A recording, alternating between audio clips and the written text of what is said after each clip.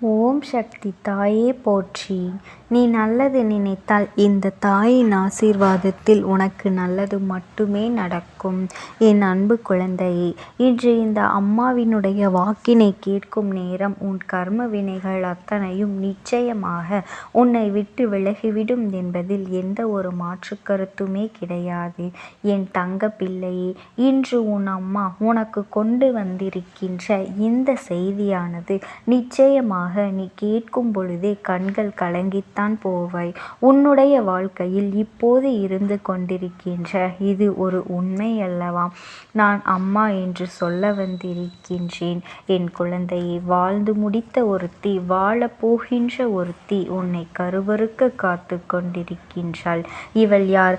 எதற்காக இவள் இப்படி செய்கின்றாள்? இதனால் உன் வாழ்க்கையில் என்ன நடக்கின்றது என்பதனையும் தெரிந்து கொள்ள வேண்டிய நேரம் உனக்கு வந்துவிட்டது. என் குழந்தையே, அம்மா உன் வாழ்க்கையில் நடக்கின்ற ஒவ்வொரு விஷயங்களையும் தெளிவாக புரிந்து வைத்திருக்கின்றேன்.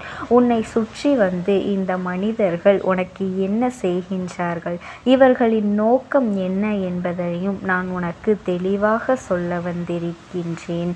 என் செல்ல குழந்தையே, என்றோ உன்னுடைய வாழ்க்கையில் இவர்கள் பிரச்சனைகளை கொடுக்கும் பொழுது, என்றோ இந்த வாழ்க்கை உனக்கு மிகப்பெரிய மாற்றங்களை கொடுக்கும் போதும் உனக்கே புரிகின்றது, ஏதோ ஒரு விஷயம் நான் வாழ்க்கையில் தவறாக நான் செய்துவிட்டேன் என்று.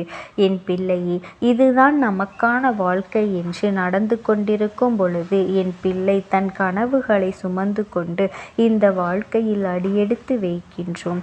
ஆனால் நாம் அடியெடுத்து வைத்த அந்த நேரம் இது போன்று ஒருவர் உன் வாழ்க்கையை அழிக்க வேண்டும் என்று நினைக்கின்றார் என்றால் அதை ஒரு பொழுதும் நம்மால் ஏற்றுக்கொள்ள முடியாது அல்லவா? என் தங்க பிள்ளையே, இதையெல்லாம் ஒரு நொடி பொழுதில் நம்மால் கனவில் கூட நினைத்து பார்க்க முடியாத ஒரு விஷயமாக மாறிவிடுகின்றது.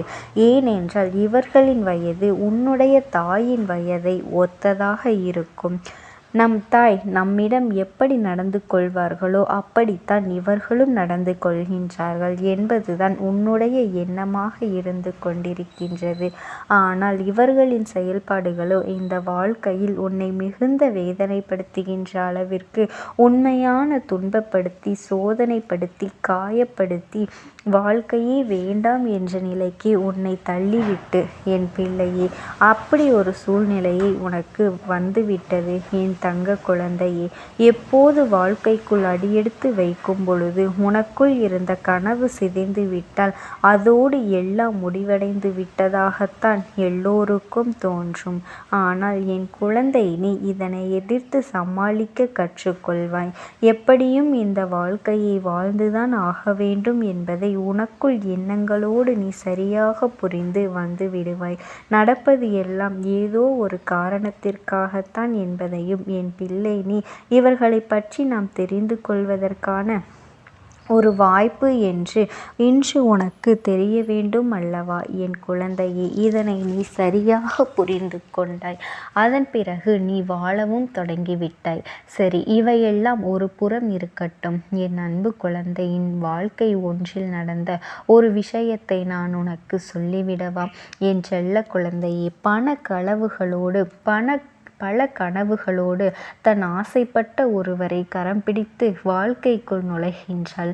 ஆரம்பத்தில் அந்த குடும்பத்தில் இருந்த அத்தனை பேரும் அவளின் மீது அன்பு செலுத்தி அவளை மிகவும் அதிகமாகவும் பாராட்டி, வாழ்க்கை இவளைப் போல ஒருவள் கிடைக்க மாட்டாள், இவளைப் போல யாரும் இருக்க மாட்டார்கள் என்பது போல உன்னை நடத்தினார்கள். என் அன்பு குழந்தையே, அது உண்மைதானே? இதை கண்ட இந்த பெண்ணுக்கு பெருமிதமாக இருந்தது. ஆனால் நாட்கள் செல்ல செல்ல இவள் எந்த ஒரு வேலையும் செல்லவில்லை. இவளினால் அந்த குடும்பத்திற்கு எந்த ஒரு பண உதவியும் கிடைக்கவில்லை. அப்படி என்றவுடன் அவளை மட்டம் தட்ட தொடங்கிவிட்டார்கள்.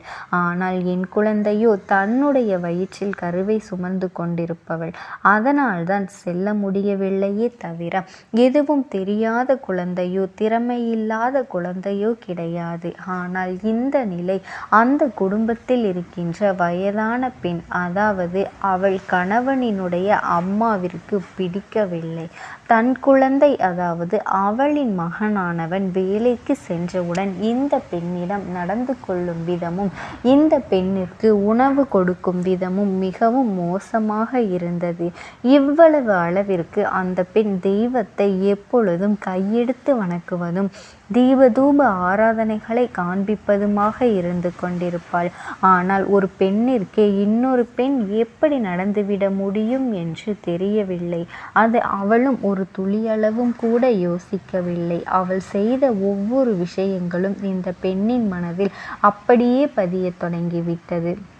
நான் எந்த ஒரு தவறும் செய்யாமலேயே இவர்கள் நம்மை நடத்துகின்றார்களே, இப்படி நடத்துகின்றார்களே என்று நினைத்தாலுமே தன்னுடைய கணவனின் முகத்தை நினைத்து கொண்டு இவள் நிச்சயமாக தன் தாயின் மீது அதிக அன்பு வைத்திருக்கின்றாள். நாம் எதிர்த்து பேசினாலோ அல்லது எதிர்த்து நடந்து கொண்டாலோ இந்த விஷயமானது அவர்களின் செவிகளுக்கு சென்று சேரும் பொழுது மிகுந்த கஷ்டத்தை கொடுத்துவிடுமோ என்று சொல்லி என் குழந்தை நிச்சயம் அவர்களின் மனது காயப்படுமோ என்று சொல்லி அந்த குழந்தை அத்தனையுமே பொறுத்து கொண்டு சென்றது. எல்லாவற்றிற்கும் ஒரு எல்லை உண்டல்லவா? ஒரு குழந்தைக்கு 2 குழந்தைகள் ஆயிற்று. இந்த பெண்ணின் ஆட்டம் அதிகரித்து விட்டது. இனியும் இவளின் ஆட்டத்தை அடக்கவில்லை என்றால் தம்மை வாழவிட மாட்டார்கள் என்பது அந்த பெண்ணினுடைய எண்ணமாக மாறுகின்றது. என் குழந்தையே, ஏறக்குறைய அந்த பெண்ணின் கணவனுக்கு தன் தாயின் செயல்பாடுகள் பிடிக்காமல் போகவே இதையெல்லாம் மாறி இந்த பெண்ணின் நிலைமையை இப்பொழுது தலைகீழாக மாற்றிவிட்டது. எந்த ஒரு வயதானவள் இவளை கொடுமைப்படுத்தினாலும் அவளின் நிலைமையை இப்பொழுது மாற்றத்தை கொண்டு வந்து விட்டது. என் குழந்தையே, இதுவெல்லாம் அவளுக்கு நடந்த அநியாயமாக இருந்து கொண்டிருக்கின்றது. வயது ஏறுகின்றது, நம்மால் முடியாத நிலை உருவாகும் என்று இங்கு யாருக்குமே புரிவது கிடையாது. நாம் எப்போதும் இளமையாகத்தான் இருப்போம் என்று எல்லோரும் நினைத்து கொண்டிருக்கின்றார்கள். ஆனால் ஒரு நாள் வயதாகும் என்று இங்கே யாருக்குமே தெரிவது கிடையாது. இந்த நிலையில் இந்த பெண் தனக்கான உதவியை ஒட்டுமொத்தமாக தன் மருமகளிடம் பெற வேண்டிய நிலை வந்துவிட்டது. ஆனால் ஒரு விஷயத்தை இதை நீ கவனிக்க வேண்டும். அது என்ன தெரியுமா? இந்த பெண் நிச்சயமாக தன்னிடம் எப்படி அவர்கள் நடந்து கொண்டார்களோ அதே போல நானும் நடந்து கொள்ள வேண்டும் என்று ஒரு துளியளவும் நினைக்கவில்லை. அவர்கள் செய்த தவறை அவர்கள் உணர வேண்டும். அடுத்த வீட்டிலிருந்து வருகின்ற ஒரு பிள்ளை இந்த குடும்பத்தை நம் குடும்பமாக நினைத்து இவர்களை விட்டால் நமக்கு வேறு யாரும் இல்லை என்று அன்பை மட்டும் எதிர்பார்த்து வருகின்ற ஒரு இடத்தில் அந்த அன்பு கிடைக்காமல் போகும் பொழுது அது எந்த அளவிற்கு வேதனையை கொடுத்திருக்கும் என்கின்ற உணர்வை மட்டும் அவர்கள் உணர்ந்துவிட்டால் போதும் என்றுதான் அந்த குழந்தை நினைத்தது. அம்மா எதற்காக இதை சொல்கின்றேன் என்று நீ யோசிக்கின்றாயா? என் அன்பு குழந்தையே, உன்னுடைய வாழ்க்கை எப்போதும் உனக்கானது. இதில் யார் வந்து என்ன செய்தாலும் அதையெல்லாம் நீ கண்டு கொள்ளாதே. எல்லோருக்குமே அவரவர் பிள்ளைகள் அவரவர் குழந்தைகளை கடைசி வரை இருக்க வேண்டும் என்ற எண்ணம் இருக்கின்றது. ஆனால் சில நேரங்களில் அது எப்படி நடக்கவில்லை என்பதனால்தான் இத்தனை வேகமாக ஒரு குடும்பத்தை பிரிக்க அவர்களின் மனதில் துணிந்து விடுகின்றார். ஆனால் என் குழந்தை, நீ அப்படி இல்லை.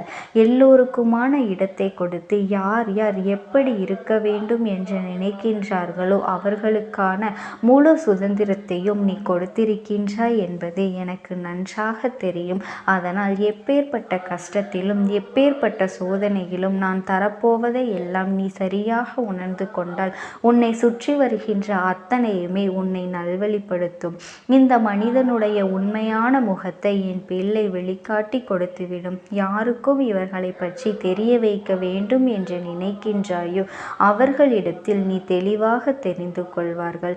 இவர்களின் எண்ணங்கள் எல்லாம் எந்த அளவிற்கு தவறானது என்பதனையும் இவர்கள் நிச்சயமாக வெளிப்படுத்துவார்கள்.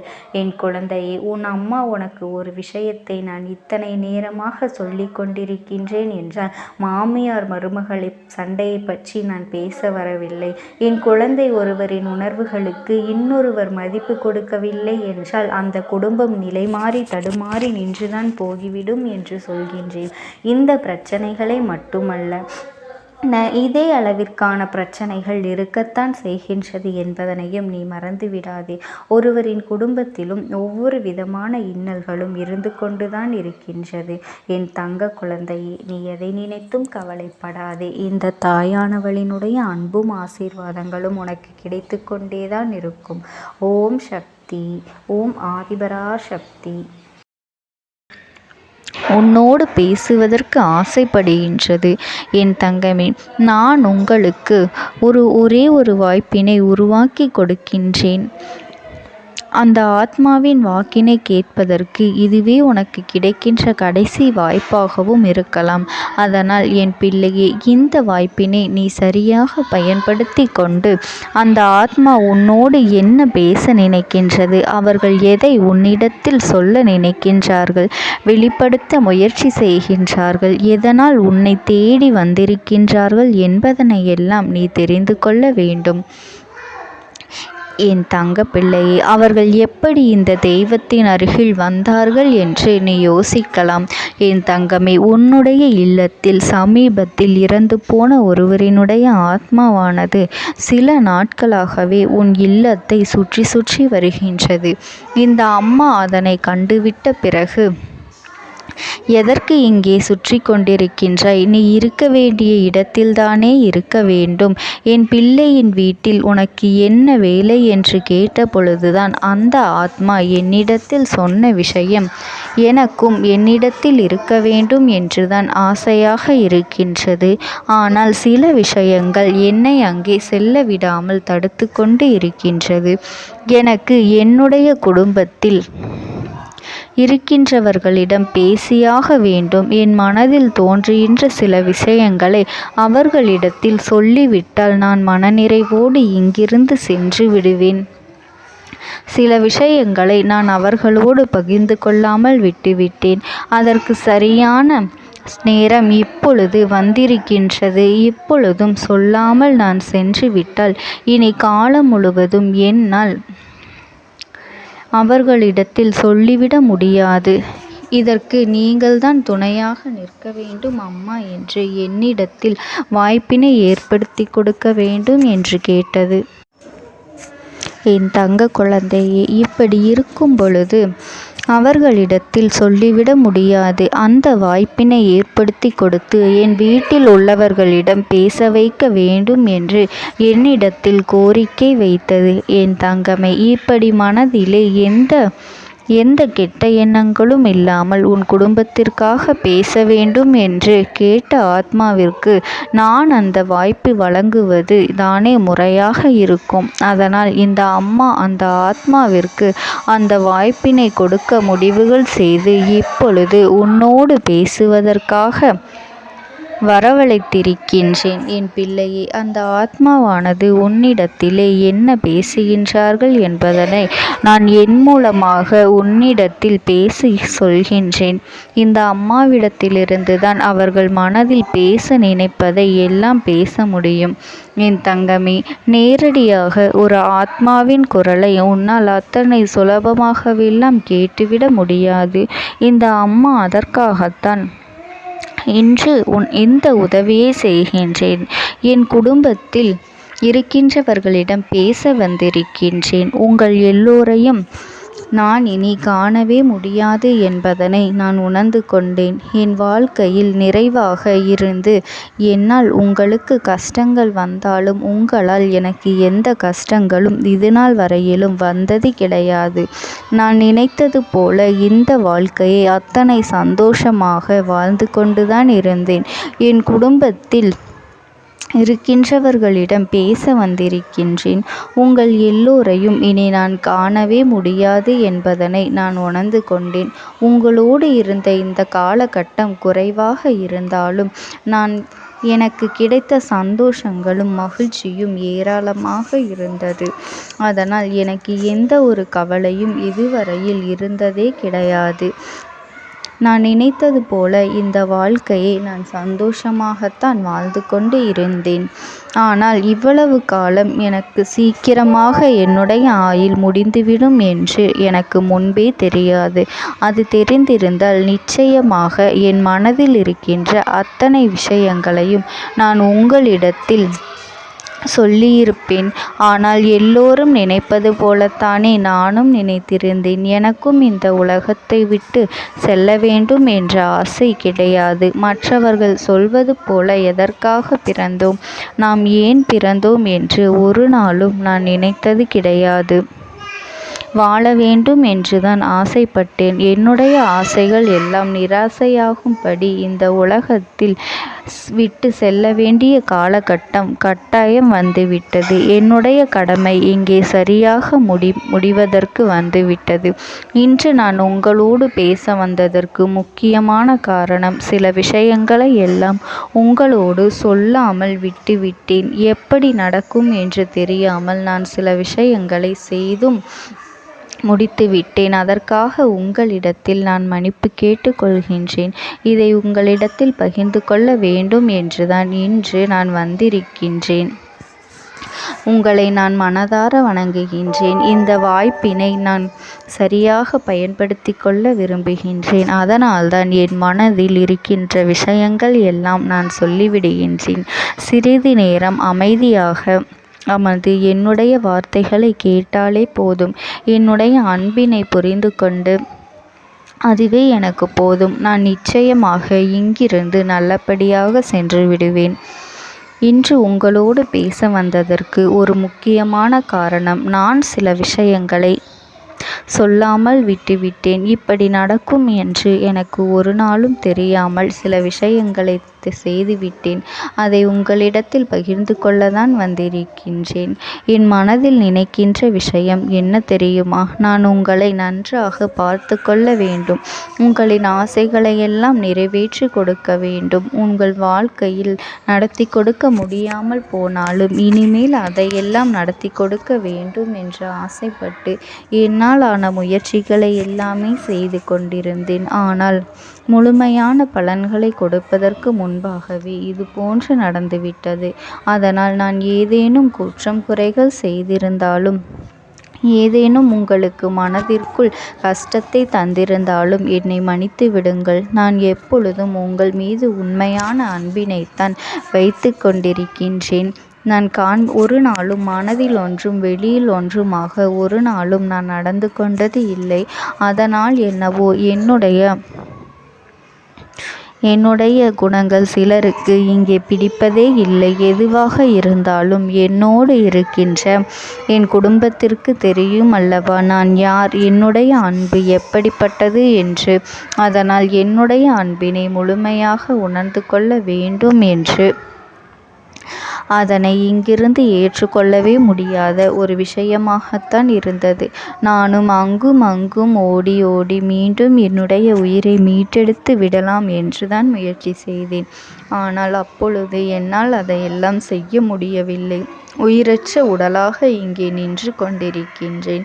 நாட்கள் செல்ல செல்ல இதை எனக்கு ஏற்றுக்கொள்ள பழகிவிட்டது. இனிமேல் இதுதான் என்னுடைய உலகம். மீண்டும் அங்கே செல்ல முடியாது என்பதனை நான் புரிந்து கொண்டேன். செல்ல முடியாவிட்டாலும் ஆத்மா என்று ஆன பிறகு என்னுடைய உலகத்தில் இருந்தால்தான் எனக்கு சந்தோஷம். மீண்டும் மனித வாழ்க்கைக்குள் என்னால் நுழைந்துவிட முடியாது. எனக்காக இத்தனை காலமும் அன்போடு பழகி எனக்கு எல்லாம் செய்த உங்களுக்கு நான் சொல்கின்ற விஷயம் ஒன்றுதான். நடந்தது எல்லாம் நடந்துவிட்டது. நடந்த விதையை யாராலும் இனி மாற்ற முடியாது. இனி நான் உங்களோடு இருக்க வேண்டும் என்று நினைத்தால் கூட அது நடக்காது. அதனால் இந்த வாழ்க்கையில் நீங்கள் நல்லபடியாக வாழ்ந்து சந்தோஷமாக இருக்க வேண்டும் என்றுதான் அந்த ஆத்மா மனது வேதனைப்பட்டு உன்னோடு பேசுகின்றது. என் தங்க குழந்தையே, யார் உன்னை விட்டு சென்றாலும் இந்த தாயானவளினுடைய அன்பும் ஆசீர்வாதங்களும் உனக்கு என்றென்றைக்குமே முழுமையாக கிடைத்து கொண்டே இருக்கும். அதனால் நீ எதை நினைத்தும் கவலைப்படாதே. உனக்காக எப்பொழுதும் நான் இருந்து கொண்டே இருப்பேன். ஓம் சக்தி. ஓம் ஆதிபரா சக்தி.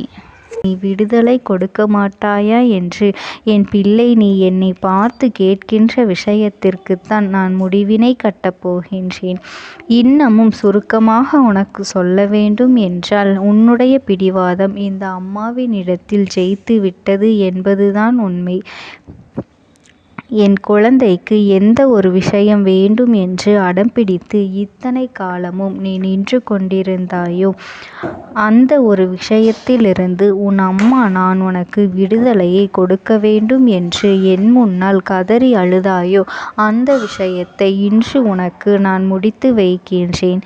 என் பிள்ளையே, சுற்றி இருக்கின்ற உறவுகளையெல்லாம் நம்புவதை விட்டுவிட்டு சற்று விலகி நிற்பதுதான் எல்லோருக்குமே நல்லது. ஏனென்றால் யாருடைய குணம் எப்பொழுது எப்படி மாறும் என்று யாராலும் கணித்துவிட முடியாது. ஒருவரிடத்தில் நல்லபடியாக பேசிக்கொண்டு வந்திருப்பாயானால் அவர்கள் மனதிற்குள் என்ன இருக்கின்றது என்று உன்னால் ஒரு பொழுதும் தெரிந்து கொள்ள முடியாது. அவர்களுக்குள் 1000 விஷயங்கள் ஓடும். உனக்கு செய்து தருவேன் என்று வாக்குறுதியை கொடுப்பார்கள். ஆனால் அதன் பிறகு பார்த்தாயானால் ஒரு நிமிடம் கூட யோசிக்காமல் சற்றென்று இவர்களுக்கு முடியாது என்று சொல்லிவிடுவார்கள். மனதிற்குள் அவர்கள் நினைப்பது, நீ சொல்வதை சொல்லிவிட்டு போ, நான் எதற்காக உனக்கு உதவி செய்ய வேண்டும் என்று எண்ணிக்கொண்டிருப்பார்கள். இது போன்ற போலிகள் அதிகமாக நிறைந்து இருக்கின்ற இந்த உலகத்தில் ஒரு விஷயத்திற்காக என் பிள்ளை நீ ஆசைப்படுகின்றாய் என்றால் அதை மிகவும் நான் கவனத்தோடு புரிந்து கொண்டு உன் வாழ்க்கைக்கு அது சரியா தவறா என்று, தேவைதானா தேவையில்லையா என்று, ஒரு வேலை கிடைத்தால் உன் வாழ்க்கை தெளிவாக இருக்குமா என்றால் நான் புரிந்து கொண்டுதான் உன் அம்மா நான் உன்னிடத்திலே சொல்ல முடியும் என்பதனை புரிந்து கொள். உனக்கு எத்தனை கால தாமதங்கள் ஆகியது என்பதனை அதனை புரிந்து கொள்ள அதை உன்னிடத்தில் ஒப்படைக்க வந்ததற்கு காரணம், பல அதிசக்தி வாய்ந்த பூஜைகளாலும் தெய்வங்களை நீ தொடர்ந்து வணங்கி கொண்டிருப்பதாலும் மட்டும்தான் உன் வேண்டுதல்கள் உச்சத்தை தொட்டுவிட்டது. தெய்வத்தின் மனதை நீ தொட்டுவிட்டாய். இனிமேல் உன்னிடத்திலிருந்து தெய்வத்தினால் தப்பிக்க முடியாது. நிச்சயமாக இனிமேல் இதனை நீ கொடுத்துதான் ஆக வேண்டும். எந்த எல்லைக்கும் செல்வதற்கு தயாராகிவிட்டாய். கடவுளுக்கு என்னென்ன செய்ய வேண்டுமோ அதையெல்லாம் என் பிள்ளை மனதார செய்து விட்டாய். உன்னுடைய அன்பிற்கு இந்த அம்மா நான் 5வது நாள் உன் வாழ்க்கையில் மிகப்பெரிய பிரச்சனையை தீர்த்து கொடுக்கின்றேன். அம்மாவினை நம்பினால் உனக்கு சத்தியம். என்னை நீ நம்பவில்லை என்றால் இந்த அம்மாவினால் நிச்சயமாக எந்த விஷயத்திலும் இதற்கு பொறுப்பாக முடியாது. உனக்கு நடப்பதை கூட நீ உணராமல் இருந்துவிட்டு நிச்சயமாக உன்னுடைய மனநிலையில் தான் மாற்றங்களை கொண்டு வர வேண்டும். இதனை புரிந்து கொள். ஒரு முறை அல்ல, பல முறை இதை நான் சொல்லியிருக்கின்றேன். வாழ்க்கையில் தெய்வத்தினுடைய சக்தி வந்துவிட்டது என்றால் உனக்கு பல நல்ல விஷயங்கள் செய்வதற்கு முயற்சிகளையும் செய்து கொடுத்தது. ஆனால் என் பிள்ளை, நீ உன் மனதிற்குள் வைத்திருக்கின்ற தேவையற்ற எண்ணங்களால் அதை தொலைத்து விட்டாய். ஒரு பொழுதும் நீ தொலைக்கவும் மாட்டாய். தொலைக்க இருக்கவும் கூடாது. ஏனென்றால் உன்னோடு இருப்பது இந்த அம்மாவாகிய நான். உன் வாழ்க்கை